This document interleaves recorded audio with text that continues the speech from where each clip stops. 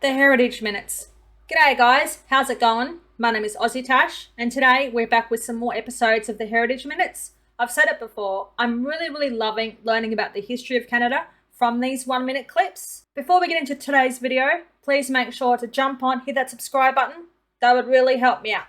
Okay, first clip, Sitting Bull, let's go.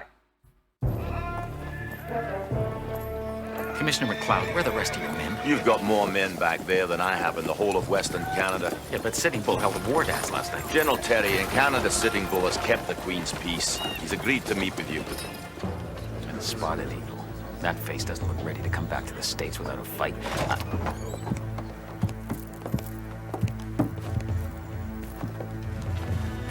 President Hayes says you will be received kindly and... The grandmother's medicine house is no place for lies. Not two more words. This country does not belong to you. We will stay here and keep the grandmother's peace. She will let us raise our children. We do not want lies. These men, Walsh, McLeod, they're the first white men who never lied to us. I didn't know then that they'd be starved out of Canada and go back to the States.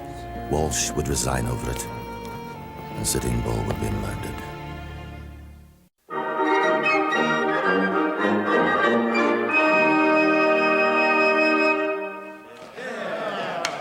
Messieurs, it's not over.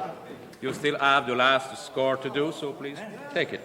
We're now going to rehearse the crowning touch for the Saint-Jean-Baptiste Day. This score has just been composed especially for the event, so please, gentlemen.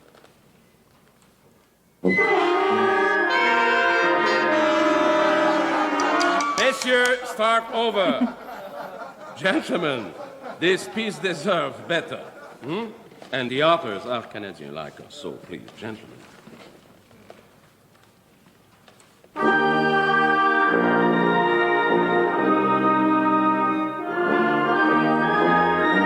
The Regimental Band of Les Voltigeurs. Bravo, gentlemen! They gave the first public performance of a new piece by Calix Lavallee and Basil Rouchet in Quebec City on Saint-Jean-Baptiste Day, 1880.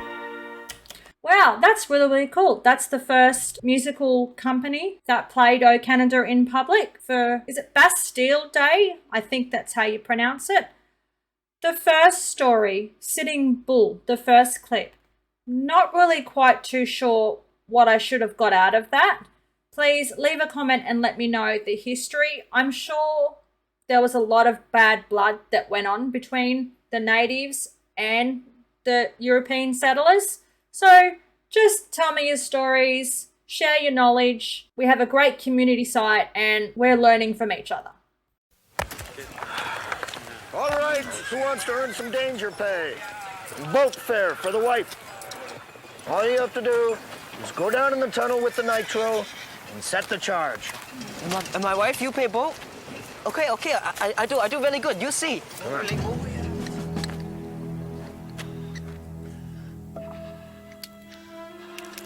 Now pour it in the hole gently, understand? Any little bump and that stuff will blow. Damn it, that's the third one we lost this month. Oh, Cochrane, get another volunteer.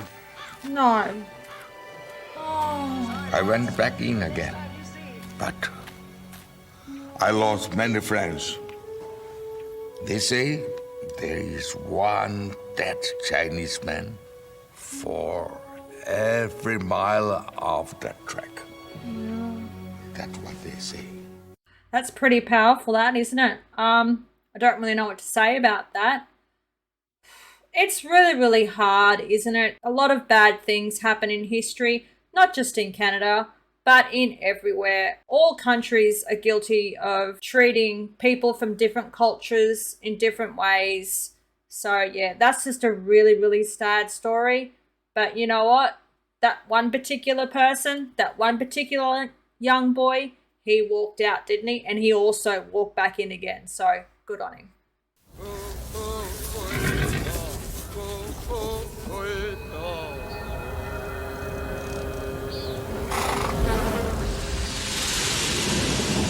Joe Tyrrell was working the Geological Survey.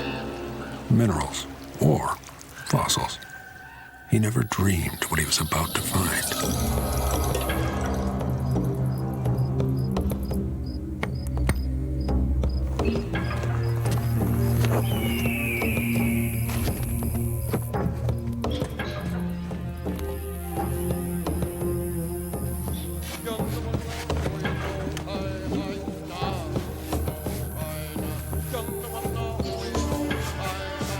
Blackfoot called them the grandfather of the buffalo. It would prove to be one of the richest dinosaur deposits in the world.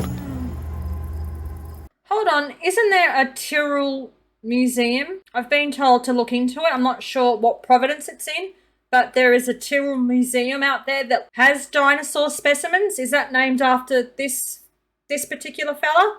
Might be. Leave a comment, let me know. Children. You must understand, young woman, that you work for us and not the other way round. But you would like to tell me how I must go about teaching the children to read. I've told you what it is we want you to do, and that's enough. Please, Mr. Clarence, would you take a look at this? You'll not bother me with that. But you see, sir, your son read this today. It is quite a difficult passage. It is from the Bible. This is what I use to teach him to read. Ah, Mr. Clarence, why don't you just read it then? Both of you know I cannot read a word. Oh, okay. Throughout most of our history, millions of Canadians have owed their education to young women who taught in one-room schoolhouses, much like this one. Well done to the women of Canada, teaching young children and men how to read. That's just beautiful, isn't it? I know back in those times, we had our place, we were told what we could and what we couldn't do, and we had to fight for equality and for the rights and the freedoms that we have today. But bravo to the women of Canada teaching the men and the children how to read. That is really, really cool. School teachers, they really do have a big influence on the people that we become in the future, don't they? I sort of think about some of my old school teachers and go, man, I caused that teacher a lot of trouble. If I was to see them walking down the street, I'd say, look, I'm really, really sorry. But the expense. And I say we'll use standard gauge, standard steel rails and iron bridges on the intercolonial. Nonsense. We're not just building a railroad, gentlemen. We are building a country. Patriotic rubbish. Well, we can just stop now. Aye, attaboy. Come on, Roberts. And Roberts, look at this, huh?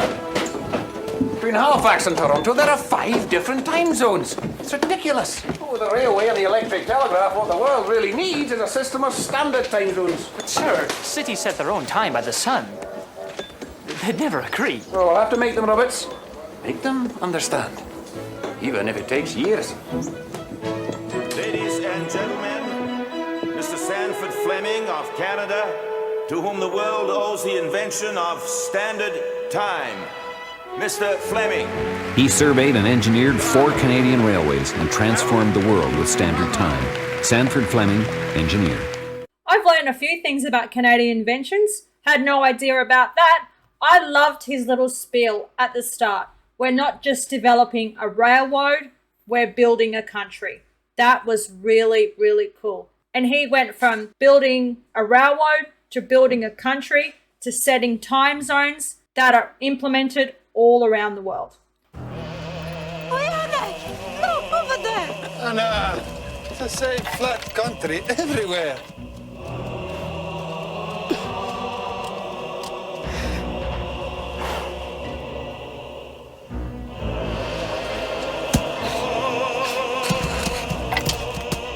In the 1890s, a wave of European immigrants arrived on the Canadian prairies. Eat. It's good.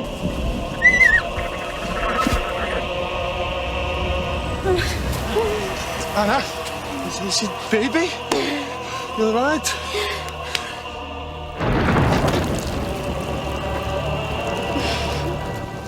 Janek, Mrs. Kovac, she has tar pepper on the roof. One day we have tar paper also. Many built their first house from the same earth that would grow their bread.